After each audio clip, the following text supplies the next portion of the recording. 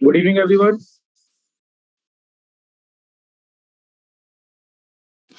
Good evening.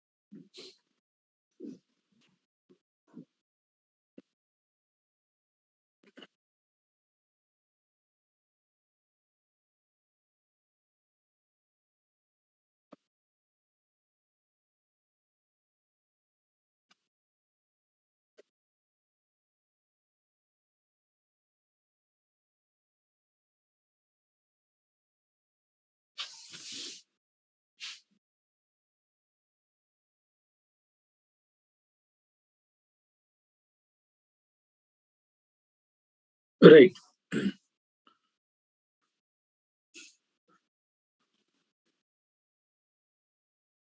मेरी voice आ रही है सभी को?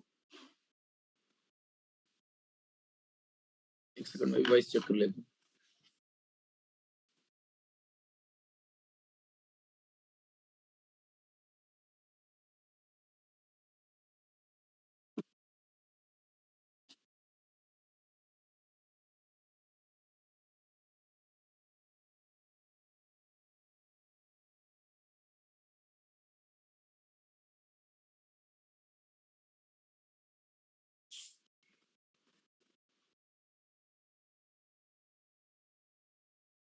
मेरी वॉइस आ रही है?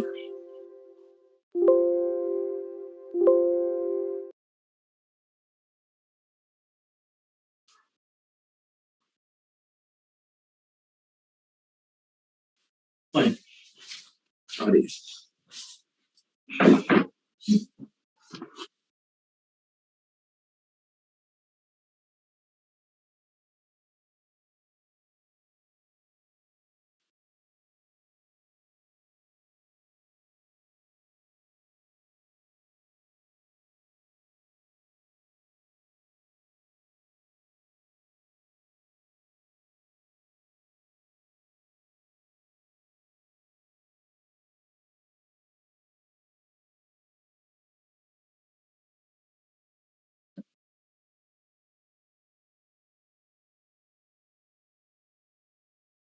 ठीक है, वॉइस का देखते हैं उसमें स्टूडेंट्स। शायद रिकॉर्डिंग में वॉइस छूट गई है। लेक्चर नंबर 8 और लेक्चर नंबर 16 पर एक मेजरमेंट का एक लेक्चर रिमेनिंग भी है। हाँ, ठीक है। ओके। इन्हीं इश्यूज की वजह से मैं बोलता हूँ स्टूडेंट्स लाइव पर ही क्लास कंप्लीट कर लिया करो, ऐसा कुछ इशू फिर रह ना जाए। देखो, कॉन्सेप्ट ऑफ एसी ब्रिजेस पर अगर हम कॉन्सेप्ट ऑफ एसी ब्रिज की बात करें तो ये 4 आर्म्स है अपने पास। पहली जो आर्म है, फर्स्ट आर्म पर अपने पास जो इम्पीडेंस है इसे हम Z1 फेजर नाम दे रहे हैं। नेक्स्ट जो अपने पास ब्रांच है इसको हम नाम Z2 फेजर दे रहे हैं। नेक्स्ट जो अगली ब्रांच है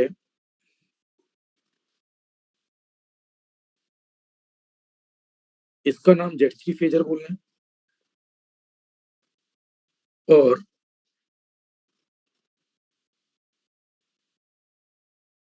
नेक्स्ट जो ब्रांच है इस पर हम नाम Z4 फेजर बोल रहे हैं।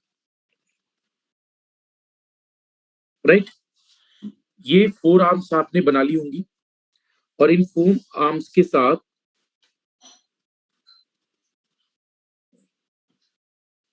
इस पर डिटेक्टर लगा हुआ है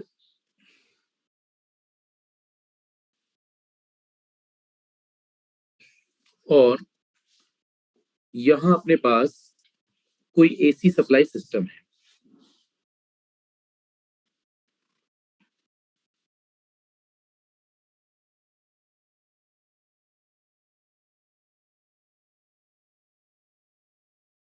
ये जो एसी सप्लाई सिस्टम है ये अल्टरनेटिंग है इस बार।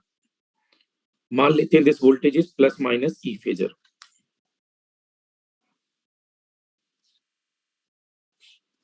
इनपुट फ्रीक्वेंसी यहां पर एफ है और इनके कुछ पॉइंट्स मान लेते हैं। से दिस पॉइंट इज ए,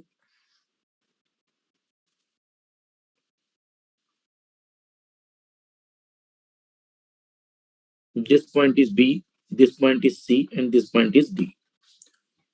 और यहां पर जो करंट है अपने पास that is I one phasor,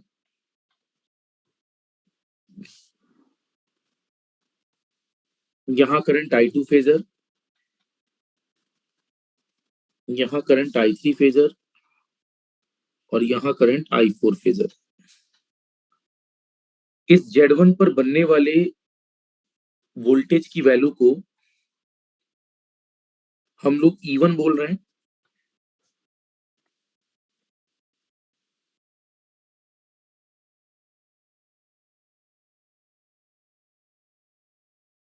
यहां तक बनने वाले वोल्टेज को E1 फेजर बोला जा रहा है।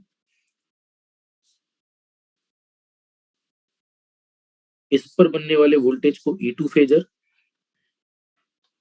Z3 पर बनने वाले वोल्टेज को E3 फेजर और Z4 पर बनने वाले वोल्टेज को E4 फेजर बोलना है।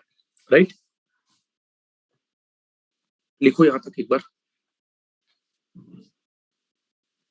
बेसिक एसी ब्रिज की बात कर रहे हैं अभी हम लोग। नंबरिंग कर लीजिए।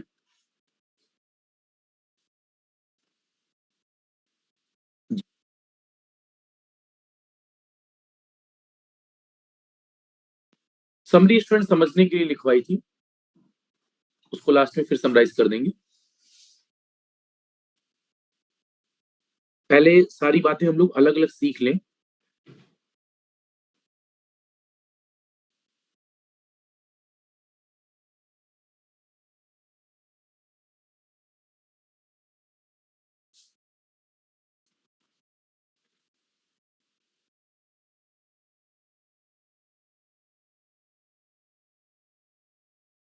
हो गया कंप्लीट?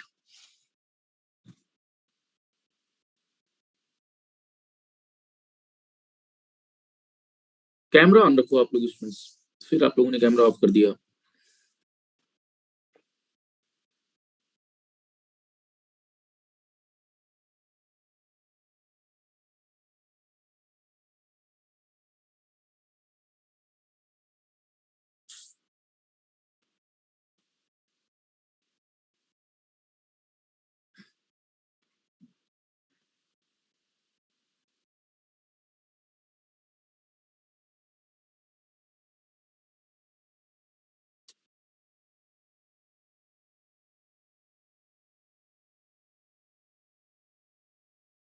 ठीक है,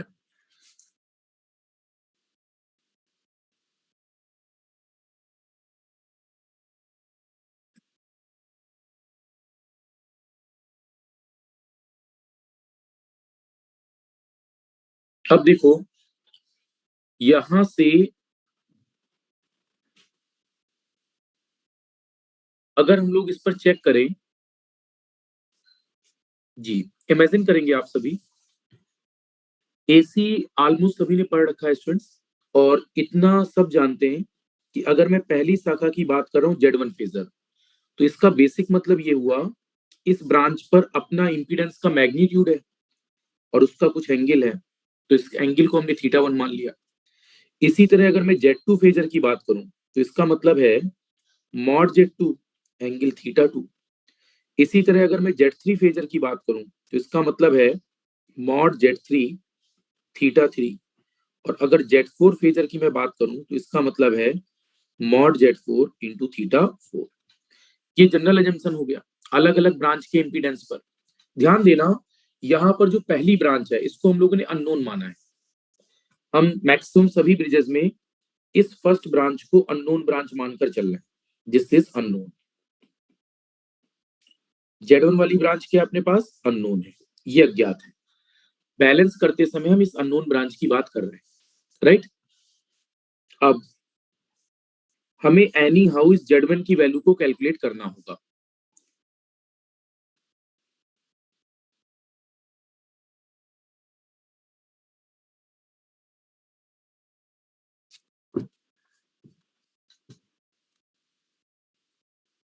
लिख लो एक बार जल्दी।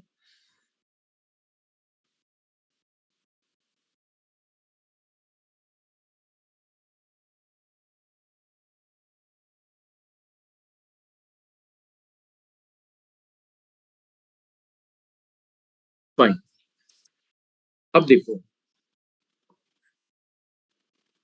ठीक है, अब क्या चेंज हुआ, लिख लिया यहां तक आपने?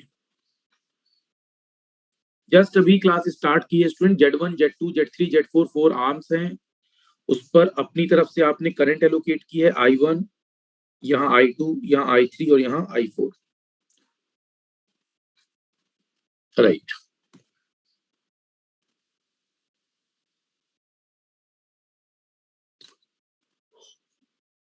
सॉरी। अब देखो, अगर आपसे कोई बोले कि डीसी ब्रिज और एसी ब्रिज में पहला फॉर्मुलेशन में चेंज क्या है, राइट, तो पहला देखो चेंज क्या है। यहां पर फर्स्ट वाले पर देखिए, इज इट ओवर? ठीक है, चलो। अब पहला चेंज क्या है, वहां जब हम डीसी ब्रिज की बात करते थे तो डीसी ब्रिज में स्टूडेंट्स फर्क था। इन डीसी ब्रिजेस, इस बात को दिमाग में रखना, in DC bridges we are using, DC bridges we are using, हम डीसी ब्रिज में क्या यूज कर रहे थे, we are using d'Arsonval, d'Arsonval galvanometer, d'Arsonval galvanometer, जो किस पर वर्क कर रहा था, 0 हर्ट्ज पर। ये डीसी ब्रिज में था। जबकि एसी ब्रिज में अपने पास डिटेक्टर बदल गया, right. In AC bridges, in AC bridges we are using, we are using अलग अलग 3 डिटेक्टर की हम बात करेंगे, जैसे vibrational galvanometer, vibrational AC galvanometer. Vibrational जो गैल्वेनोमीटर होता है इसकी रेंज लो होती है, right. Vibrational AC galvanometer generally ये लो रेंज से स्टार्ट हो जाता है और अप टू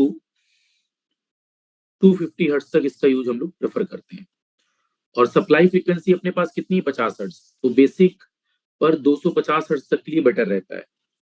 लेकिन अगर मुझे कभी किसी वॉइस को डिटेक्ट करना हो स्टूडेंट्स, राइट, तो ऑडियो रेंज के लिए, मतलब सॉरी, किसी वॉइस को अगर मुझे डिटेक्ट करना है, मतलब headphone wire, right, headphone detector की अगर जरूरत है, तो मतलब हम बात करेंगे ट्रांसड्यूसर सर्किट की। ट्रांसड्यूसर में कई बार हमें डिटेक्टर के थ्रू साउंड सिग्नल को डिटेक्ट करना पड़ता है कि उसमें कितने हार्मोनिक्स आ रहे हैं, तो इसके लिए हम लोग क्या यूज करेंगे, headphone.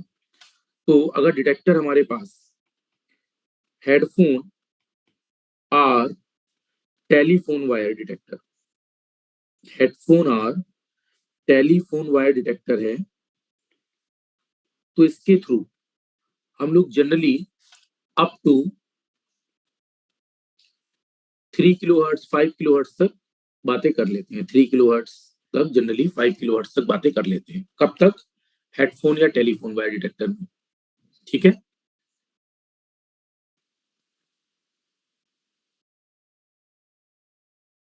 10 hertz to 10 mega hertz, सुन क्या लिख रहे हो आप? दुनिया में कोई ऐसा डिटेक्टर नहीं है अपने पास 10 मेगा हर्ट्ज के लिए, ठीक है। सीआरओ यूज होता है वहां पर साउंड सिग्नल्स का कन्वेचर लेने के लिए। अच्छा, 10 किलो हर्ट्ज बोल रहे हो।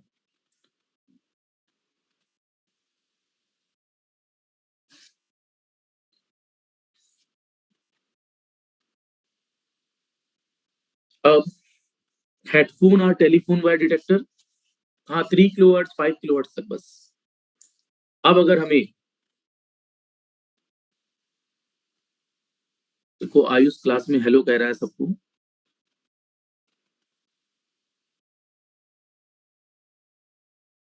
यस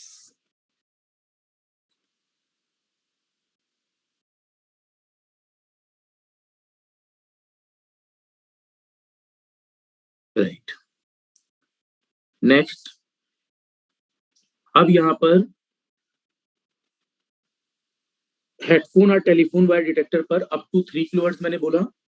नेक्स्ट मान लीजिए स्टूडेंट्स हम बात करें कि अगर हमें 10 किलोहर्ट्ज या और वैल्यूज पर जाना है, राइट। सर वॉइस नहीं आ रही है, वॉइस अभी मैंने आप लोगों से पूछा था, आप लोग बोला परफेक्ट आ रही है, ठीक है। हेडफोन और telephone wire detector up to 3 kilohertz. Next, अगर बात की जाए ट्यून्ड फ्रीक्वेंसी की, सॉरी ट्यून्ड डिटेक्टर की, सो ट्यून्ड डिटेक्टर, सस्कांत आवाज ठीक आ रही है, ठीक है। Tuned detector any frequency adjusted by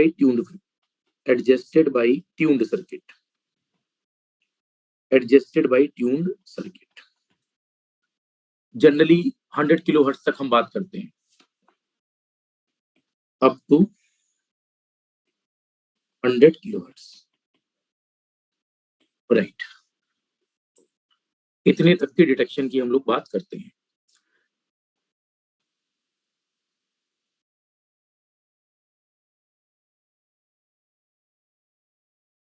Sonu दोनों में फर्क है, एक फ्रीक्वेंसी वो होती है जो आप बोल रहे हैं और एक फ्रीक्वेंसी वो होती है जो आप सुन रहे हैं। जो आप सुन रहे हैं उसे ऑडियो फ्रीक्वेंसी रेंज कहा जाता है, उसकी वैल्यू है 20 किलोहर्ट्ज, और जो आप बोल रहे हैं वो वॉइस सिग्नल है, वॉइस सिग्नल की रेंज 3.5 किलोहर्ट्ज होती है, ठीक है।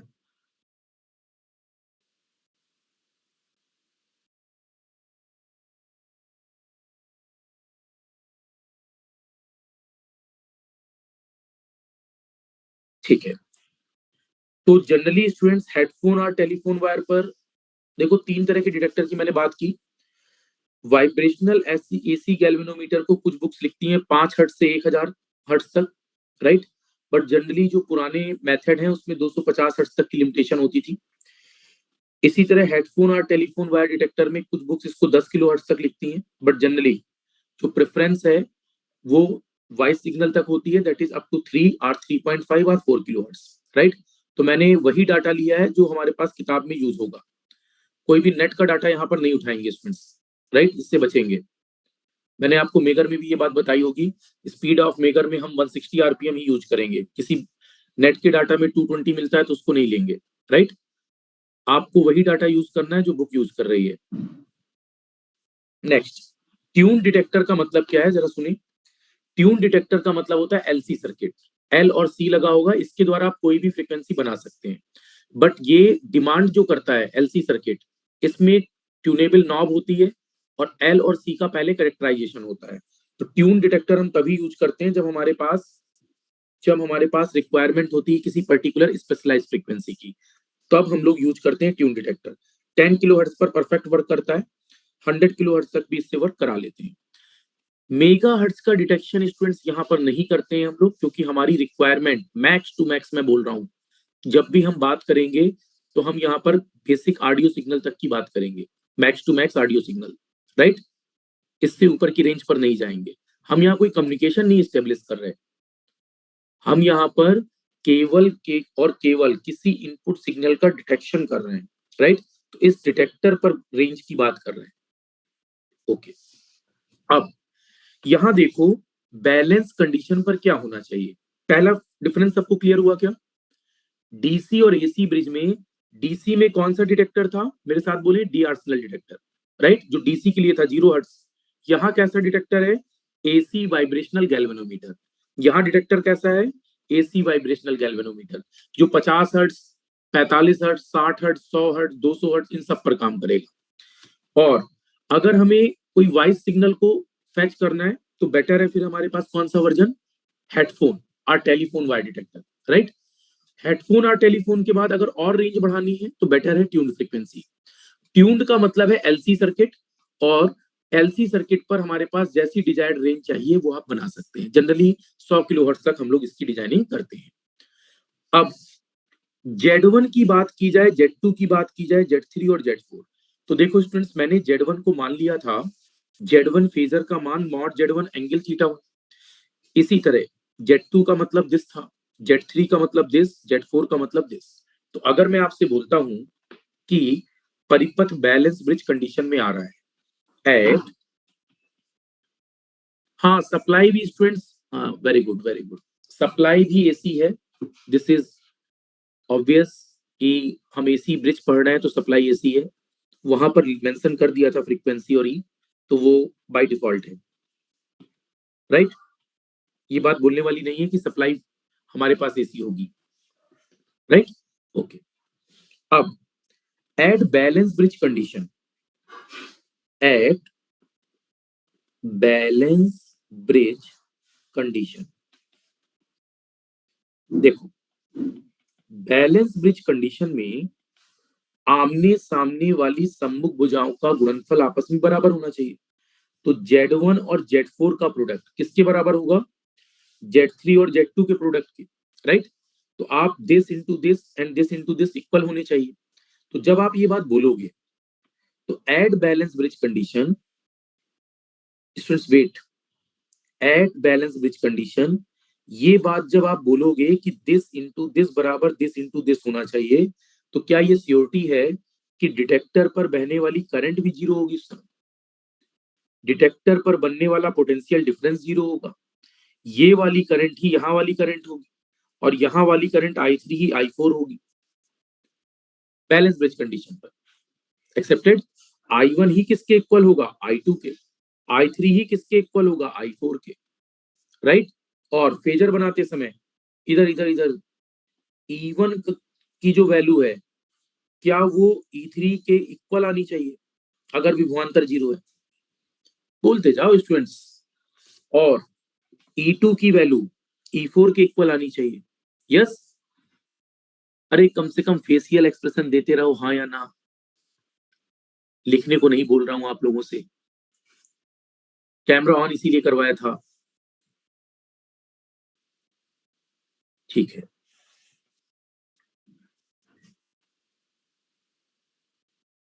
Okay, at balance bridge condition can I say कि डिटेक्टर पर करंट जीरो है students?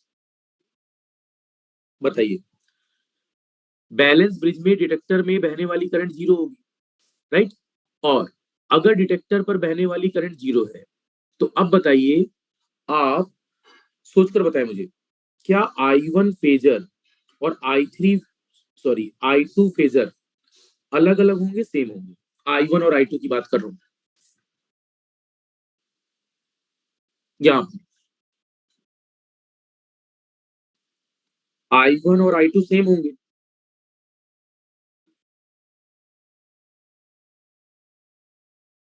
ठीक है, ओके। और I1 फेजर को हमने I2 फेजर के इक्वल मान लिया, इसी तरह क्या I3 फेजर I4 के इक्वल होगा, एक्सेप्टेड, राइट। अब एक बात बताओ स्टूडेंट्स, इधर देखो, अगर अपने पास, अच्छा इससे कोई कंफ्यूज नहीं होगा किसी बुक में यहाँ I1 मिल जाए और यहाँ I2 मिल जाए, यहाँ Z2 मिल जाए, समझ रहे हैं मेरी बात, Z3 यहाँ मिले और Z2 यहाँ मिल जाए तो घबरा नहीं जाएंगे, क्लियर है, हाँ इंटरचेंजेबल। तो यहाँ मैंने I3 माना था, राइट। तो I3 की वैल्यू बैलेंस कंडीशन में I4 के इक्वल होगी इस करंट के, इसी तरह यहाँ I1 की वैल्यू इस I2 के इक्वल होगी, क्योंकि बैलेंस कंडीशन पर इस पर जाने वाली करंट जीरो है, एग्री। दूसरी बात, होप सो कि ये बात सभी को क्लियर है। दूसरी बात, अब बैलेंस कंडीशन पर, यस करेक्ट, अब अगर आपसे ऐसा बोला जाए, ये पहली कंडीशन थी, sorry this one first condition. Now क्या बैलेंस ब्रिज कंडीशन पर we can also say VCD का विभवांतर भी जीरो है। मैंने आपको ओपन या शॉर्ट दोनों कंडीशंस बताई थी, राइट? तो वीसीडी का मान कितना है? जीरो। बैलेंस ब्रिज पढ़ा चुका हूं मैं students. Potential difference between point C and D, ये क्या है? जीरो है, राइट? इसका मतलब अगर हम इन दोनों के बीच का विभवांतर जीरो देख रहे हैं, तो क्या इस ब्रांच का वोल्टेज और इस ब्रांच का वोल्टेज आपस में इक्वल होगा, राइट? तो बैलेंस कंडीशन पर अब हम बोल सकते हैं E1 phasor is nothing but E3 phasor. Yes, otherwise थोड़ा इसका उल्टा सोचिए, इस तरफ E2 फेजर और E4 फेजर आपस में इक्वल हो जाएंगे क्योंकि ये शॉर्ट है। Yes, so this should be same. तो हम कह सकते हैं E2 फेजर बराबर E4 फेजर, ये दोनों भी इक्वल है। इसी के साथ क्या हम ये भी बोल सकते हैं, इधर देखो, E1 का मतलब है I1 फेजर Z1 फेजर बराबर I3 phasor into Z3 phasor. इसी तरह E2 का मतलब I2 फेजर Z2 फेजर बराबर I4 phasor into Z4 phasor. ये बात हो रही है बैलेंस कंडीशन की। जब बातें बैलेंस कंडीशन पर होंगी, अगला, अगर मैं आपसे बैलेंस कंडीशन पर अगर अब मैं आपसे बैलेंस कंडीशन पर ये भी बोलूं, होप सो यहां तक लिख लिया आपने? लिख लो एक बार, फिर आगे बात करते हैं, डिस्कस।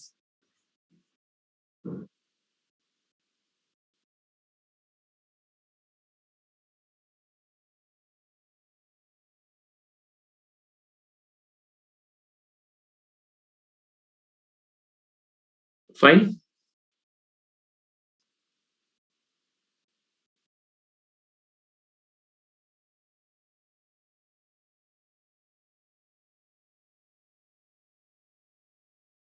गोविंद, आप कितनी क्लास करते हो?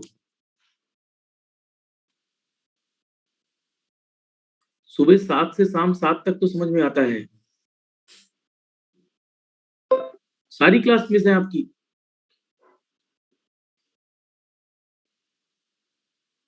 मैं आपको 4 बैच में मैं देख चुका आपको सामने। हाँ, इशारा करो, 3 बार बोल रहे हो।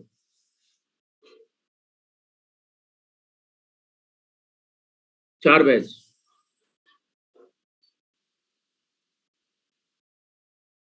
चलो कोई बात नहीं। नहीं नहीं, ये तो पढ़ो, ये पढ़ो, इसके लिए मना ही नहीं कर रहा। ठीक है, ओके। हाँ सुनिए, अब यहाँ पर ये बात सभी को क्लियर हुई क्या स्टूडेंट्स की बैलेंस कंडीशन पर this voltage should be equal to this voltage, this voltage should be equal to this voltage. यहाँ बहने वाली करंट जीरो है, यहाँ बनने वाला विभवांतर भी जीरो है। अच्छा, एक केवीएल देखना, इस केवीएल को जरा देखना आप लोग। क्या मैं ये भी कह सकता हूं, ओके ओके,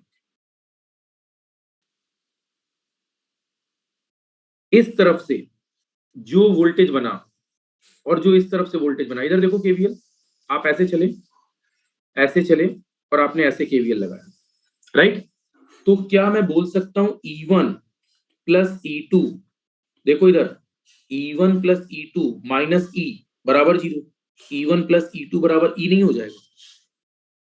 बोलो, ये पूरा वोल्टेज इसके बराबर होगा।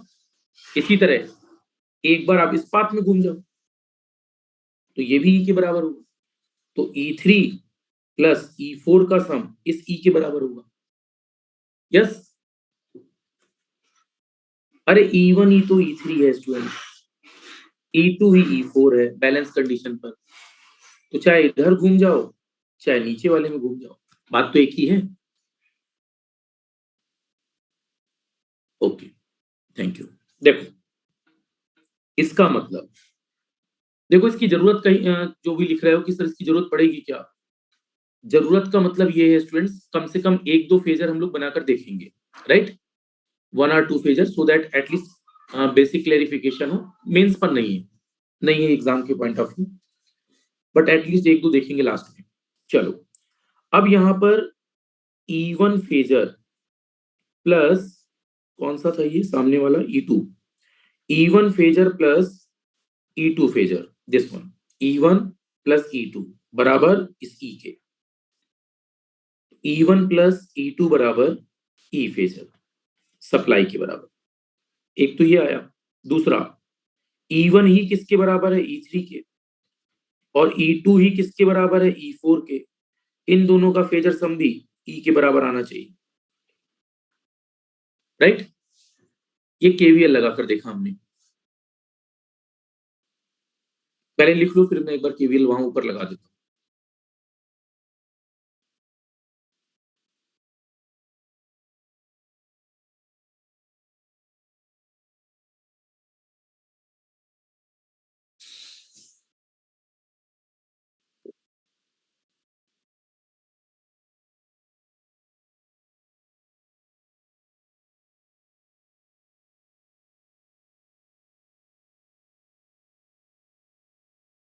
ठीक है, अब देखो, देखो मैं क्या कह रहा था स्टूडेंट्स, अगर ये डाउट होता है, अगर आपने यहाँ का वोल्टेज लिखा, ऐसे बोलो आप प्लस माइनस E1, फिर आप आगे बढ़ गए तो प्लस माइनस E2, और फिर चलते हुए माइनस E बराबर 0 नहीं हो जाएगा, राइट।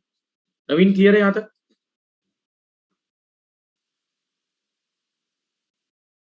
फाइन।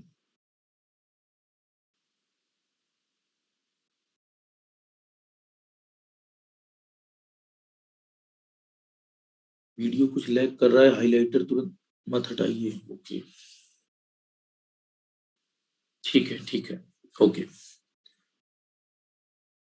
यहां पर E1 है स्टूडेंट्स, यहां E2 है, छोड़ो इसको, इधर देखो, इस ब्रांच पर कोई इंपीडेंस E1 है, सॉरी ईएमएफ वोल्टेज E1 है, और इस ब्रांच पर वोल्टेज की वैल्यू E2 है। इसके बाद यहां वोल्टेज की वैल्यू E3 है,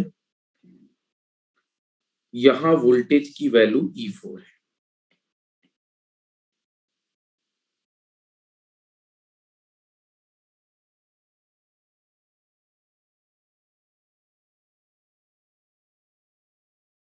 ये कोई डिटेक्टर लगा है,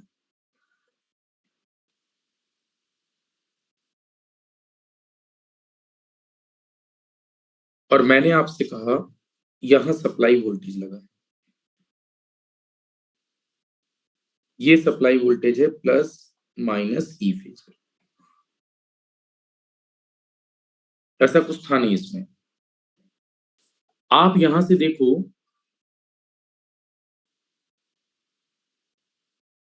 E2 दो बार हो गया, अरे उसको करेक्ट कर लो स्टूडेंट्स,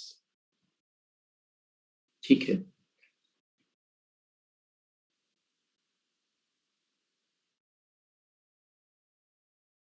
इधर E3 1, अब ठीक है। अब यहां चेक करो, पाथ देखना आप लोग, मैं यहां से चल रहा हूं, केवीएल देखो, देखो केवीएल प्लस E1, फिर चलते हुए इस पाथ पर प्लस E2, हाँ फिर आप बाहर निकल गए, इस पाथ पर चलना है, minus E, path complete, minus E phasor बराबर 0। अब आप खुद बताओ, पक्षांतर करने पर क्या E फेजर बराबर E1 प्लस E2 फेजर नहीं हो गया? अब से क्लियर है यहां तक? नेक्स्ट नीचे वाले में लगा लो यही बात, ऐसे यहां से चलो, plus E3 plus E4 minus E बराबर 0, तो plus E3 plus E4 minus E बराबर 0, E बराबर क्या हो जाएगा, E3 plus E4 phasor, right. इसी बात को डायरेक्ट लिख दिया था यहां पर, ऊपर ये दोनों स्टेप क्लियर है ना सबको? फाइन। पैरेलल में वोल्टेज सेम होते हैं।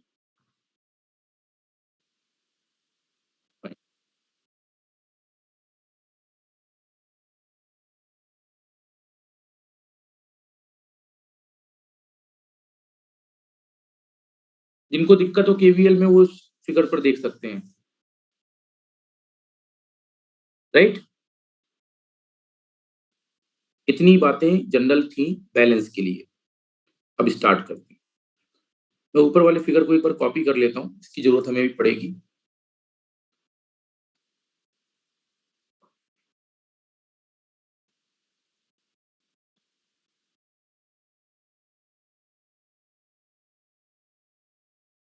देखो,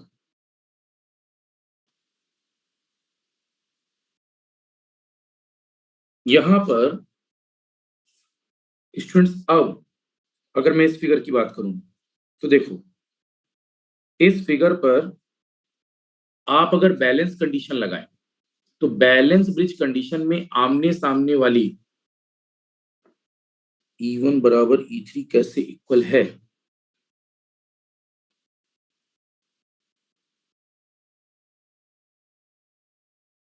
बैलेंस ब्रिज कंडीशन पर आप जानते हैं इस पॉइंट और इस पॉइंट का विभवांतर शून्य होगा। अगर विभवांतर शून्य होगा तो केवीएल लगा लीजिए स्टूडेंट्स। क्या प्लस E1 माइनस E3 बराबर 0 नहीं होगा? तो E1 बराबर E3, बोलो। महिमा क्लियर है? अब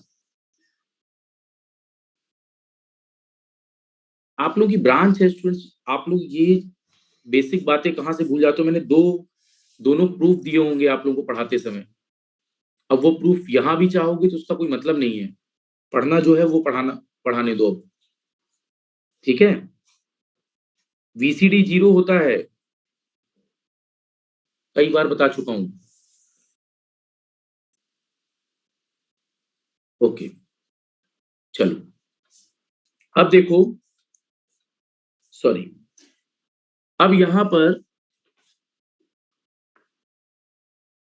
अरे बस हो गया। अच्छा, हाँ बिल्कुल बिल्कुल बिल्कुल, सीआरओ में लिखवाया तो है ये। सीआरओ भी डिटेक्टर की तरह यूज होगा। अब देखो, यहां पर ये वाली टर्म देखो। जैसे अब मैं यहां पर बोलूं Z1 Z2, sorry, at balance condition,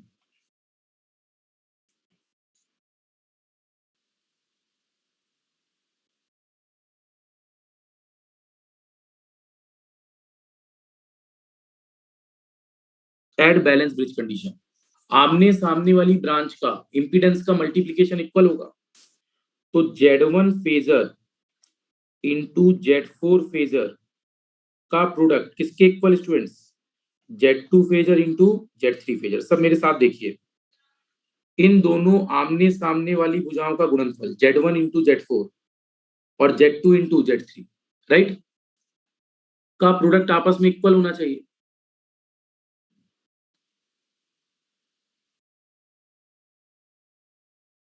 offline class over हो गई स्टूडेंट्स, सीआरओ की आज ही कंप्लीट किया है, आज ही कंप्लीट किया है उसको, करा देंगे भी ऑनलाइन में भी, आज ही ओवर किया है जस्ट। हाँ, आज द एंड लिखा है उसका। हम्म, अरे वो आपसे ऊपर हैं, चट्टान हैं। चलिए, कोई आप में से रूममेट में होगा, है ना, कोई साथ का ही होगा।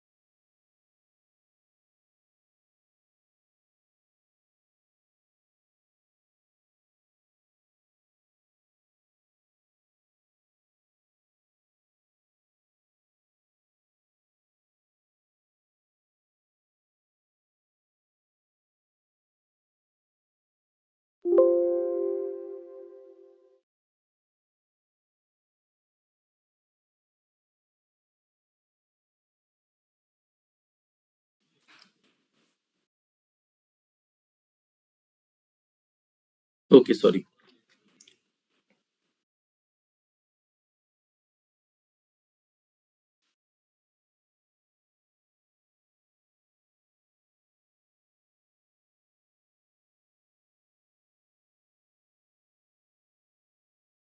हाँ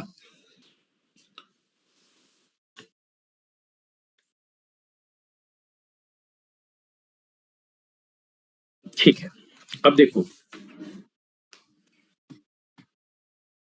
अब यहां पर जल्दी देखिए स्टूडेंट्स, Z1 फेजर का मतलब है mod Z1 angle theta 1, Z4 phasor का मतलब है मॉड Z4 एंगल थीटा 4 बराबर Z2 फेजर का मतलब है मॉड में Z2 angle theta 2 into mod Z3 angle theta 3। Right, आपको पता क्या करना है, ये अज्ञात वैल्यू है, अननोन वैल्यू दिस है। Right, this is unknown value, यही आपके पास अननोन वैल्यू है। जो अननोन है उसको पता करना है, दिस इज अननोन। तो देखो यहाँ दो कंडीशन होंगी। एसी में जब भी हम ब्रिज बैलेंस की बात करते हैं तो बैलेंस ब्रिज कंडीशन पर, एसी पर बैलेंस ब्रिज कंडीशन का मतलब होता है in AC bridges, in AC bridges magnitude and phase, magnitude as well as phase both should be both should be at balance condition, both should be at balance condition। दोनों किस condition में होनी चाहिए, balance condition, both should be at balance condition. तो magnitude और phase दोनों की balancing अलग अलग पढ़ो जरा। तो अगर मान लीजिए मैं अभी आपसे केवल Z1 की बात करता हूँ मैग्नीट्यूड, तो यहाँ मैग्नीट्यूड क्या है, Z4, तो Z1 और Z4 बराबर क्या होने चाहिए, Z2 और Z3। तो अगर मैं इस साइड लिखूं मैग्नीट्यूड बैलेंसिंग, या ऐसे ही देख लो चलो, मॉड Z1 एंगल थीटा 1 बराबर, ये क्या आ जाएगा, mod Z2 angle theta 2 into mod Z3 angle theta 3 divide by mod Z4 angle theta 4। इसका डिवाइड कर दोगे आप, इस फैक्टर का इसमें डिवाइड कर देना बटे में। तो यहां पर मैग्नीट्यूड कंडीशन पर दिस दिस का प्रोडक्ट डिवाइड बाई दिस, तो मैग्नीट्यूड वाइज आपस में इनका इनका मल्टीप्लाई और इसका डिवाइड हो जाएगा। तो इसका मतलब मॉड Z1 एंगल थीटा 1 बराबर mod Z2 into mod Z3 बटे मॉड Z4। एंगल की अगर हम बात करें तो ये दोनों एंगल आपस में प्रोडक्ट होते हुए जुड़ जाएंगे, और थीटा 4 जब ऊपर जाएगा तो माइनस हो जाएगा। तो हम क्या कह सकते हैं, यहाँ पर एंगल कंडीशन पर हम बोल सकते हैं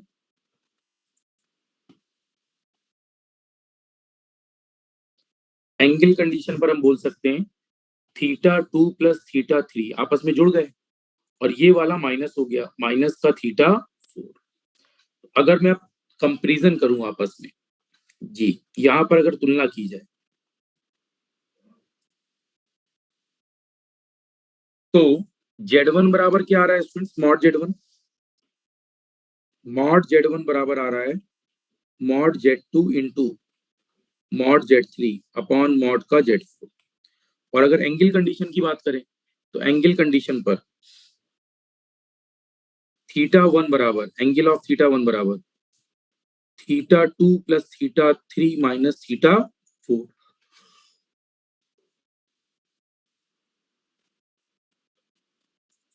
चेक कर लो एक बार।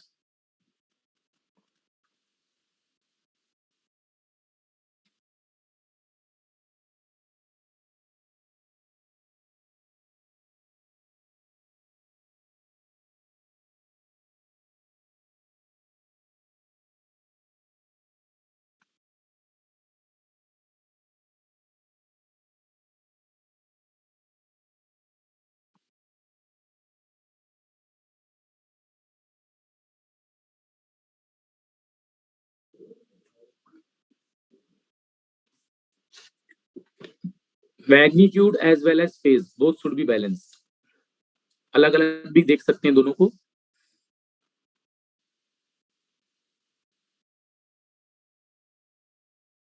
हो गया कंप्लीट?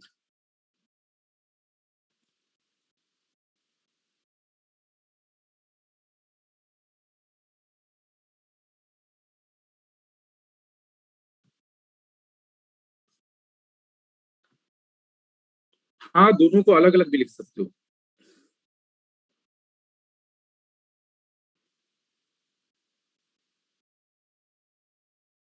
देखो, ऐसा बोल रहा था मैं, लिखना नहीं है इसको। जैसे यहाँ अपने पास क्या था स्टूडेंट्स, मॉड Z1 एंगल θ1 था, और यहाँ अपने पास था Z2 mod Z2 angle θ2, mod Z3 θ3 divided by mod Z4 angle θ4। यही था। मैंने कहा कि आपसे मैग्नीट्यूड को अलग बैलेंस करते और फेज को अलग। मैग्नीट्यूड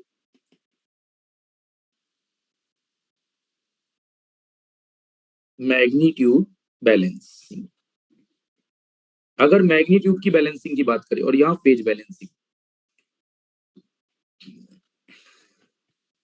जी देखो जरा, मैग्नीट्यूड बैलेंसिंग में केवल मॉड Z1 लिखा हमने, इस तरफ का मैग्नीट्यूड, लेफ्ट हैंड साइड का केवल मैग्नीट्यूड। अब राइट हैंड साइड में देखो, इसका मैग्नीट्यूड, इसका मैग्नीट्यूड, इसका मैग्नीट्यूड, इसका मतलब मॉड Z1 बराबर क्या आ जाएगा, mod Z2 into mod Z3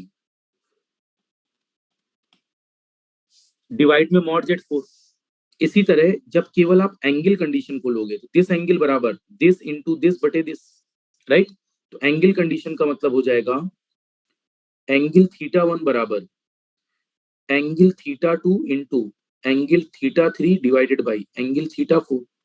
AC में मैं आपको पढ़ा चुका हूं, एंगल मल्टीप्लाई होते समय ऐड हो जाते हैं स्टूडेंट्स। इसका मतलब ये दोनों तो जुड़ जाएंगे, और बटे वाला एंगल जब ऊपर पहुंचेगा तो माइनस हो जाएगा, तो माइनस का θ4।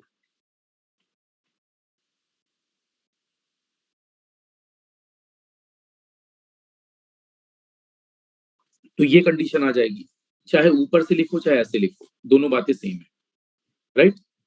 इस तरह से लिखो या उस तरह से लिखो, दोनों एक ही बात है, राइट।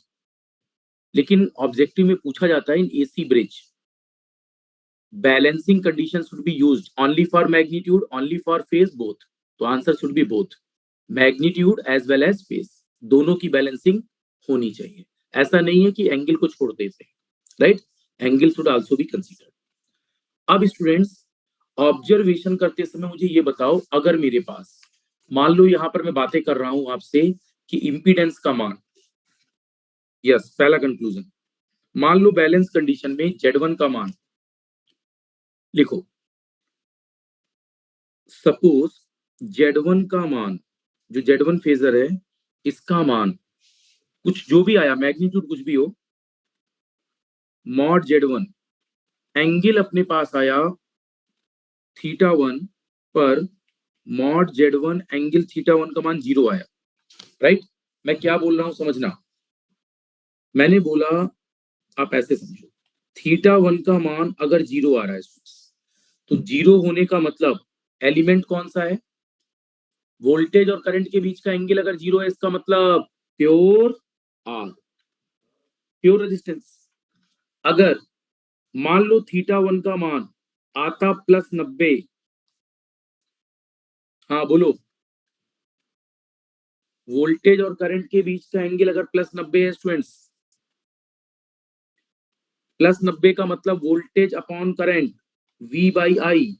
अगर वोल्टेज का एंगल +90 है करंट से, इसका मतलब वोल्टेज लीड कर रहा होगा करंट से, मतलब pure inductor, pure capacitor, this is pure inductor, this should be pure inductor, right. और अगर θ1 का मान आता 0 से 90 के बीच में, सपोज करो इन बिटवीन 0 to 90,